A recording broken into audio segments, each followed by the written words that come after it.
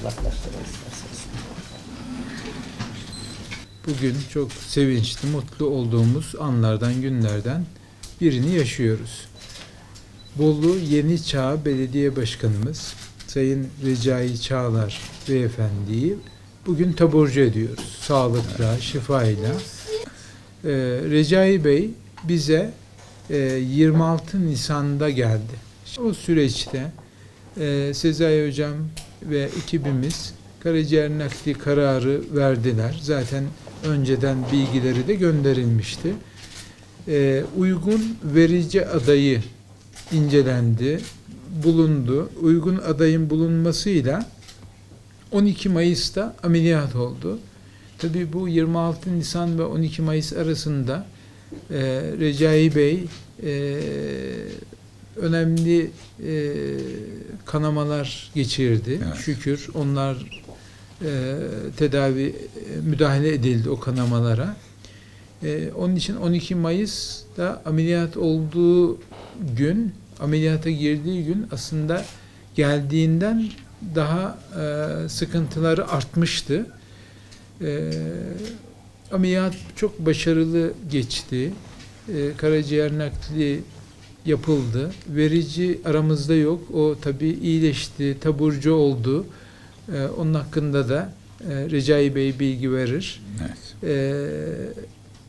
Süreç içerisinde tabii yeni çağa döneceği için Recai Bey, Sezai Hocam taburcu işlemlerini birazcık daha gözleyip burada öyle göndermek istediği için 20 günden fazla misafirimiz de ameliyat sonrası. Recai Bey'i sağlıkla, şifa ile evine gönderiyoruz. Sadece evine göndermiyoruz, görevinin başına gönderiyoruz.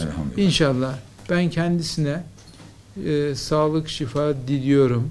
Yolu açık olsun, tüm ailesine geçmiş olsun diyorum, kendisine geçmiş olsun diyorum. Sezai Hocam ve bütün karaciğer nakli ekibimizin eline sağlık diyorum.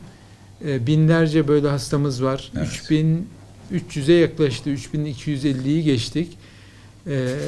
Böyle şifa ile buradan sağlığına kavuşup nakil olup giden karaciğer hastalarımız var.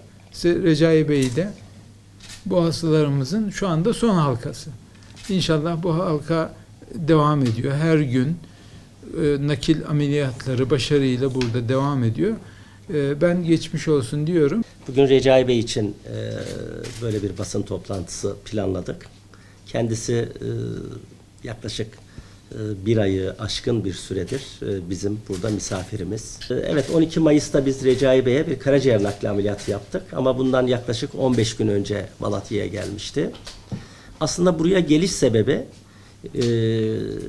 karaciğerine gelen damarlardan, bizim vena porta dediğimiz damarlardan biri tıkalıydı.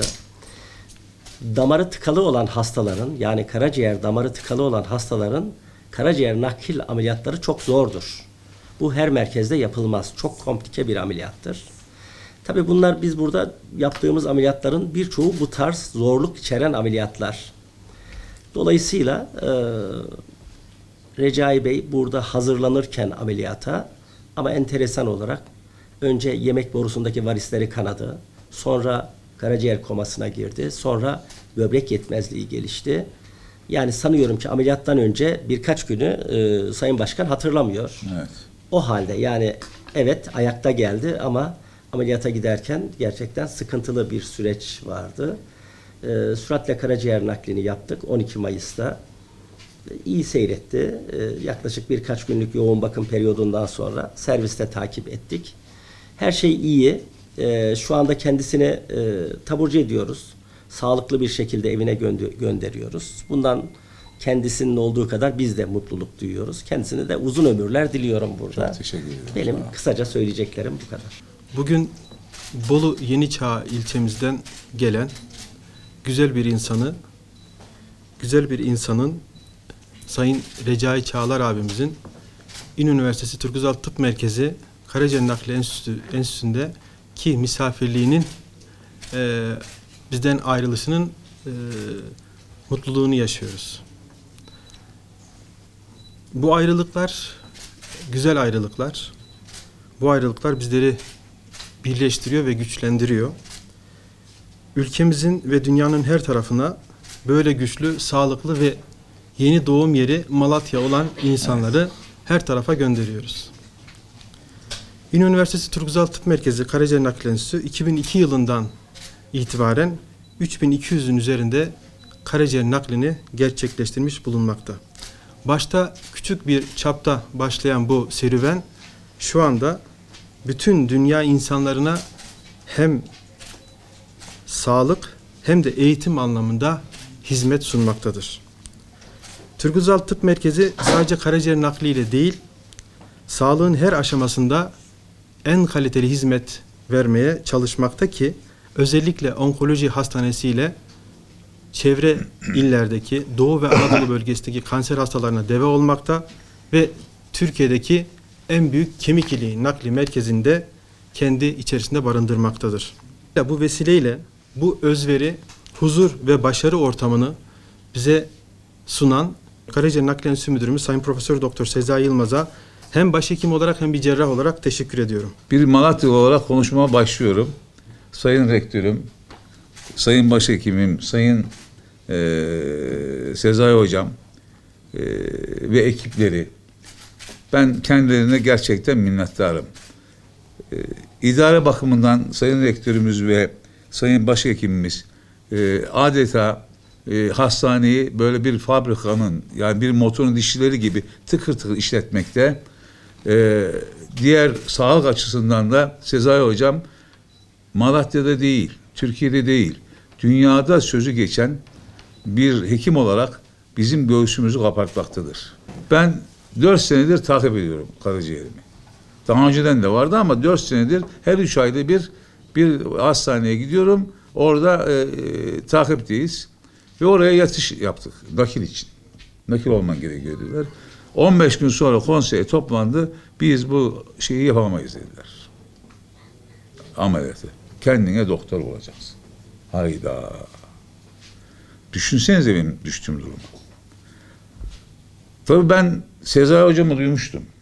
Yani burayı duymuştum. Malatya'yı duymuştum. Bizim eski valimiz Aydın Barış Bey, görev yaptığımız, kendisine hürmet ettiğim, sevdiğim, o da beni sevdiği, aradım. Dedim ki Sayın Valim böyle böyle durum var. Sağ olsun hocamla irtibata geçmiş, Sezai Hocamla. Sezai Hocam da oradan benim bilgilerimi istemiş. Ben yaparım dedi, gel. Ve ben tabii o sevinçle geldik. İşte donör bulma aşaması, donör işte bulduk ve şu anda sağlığımıza kavuştuk. Benim esas diyeceğim şey şu. Malatya, bu ekibin, Sezai Hocam'ın diğerini çok iyi bilmesi lazım ki burası sağlık turizmi açılsın. Buradan hükümete de sesleniyorum, iktidara da sesleniyorum. Buraya yatırım yapılsın. Buraya dünya buraya gelir, sağlık turizmi burada gelişir.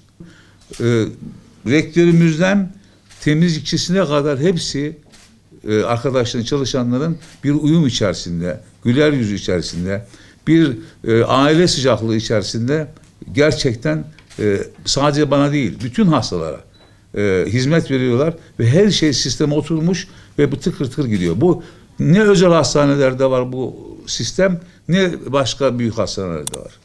Yani ben bu konuda sizleri tebrik ediyorum.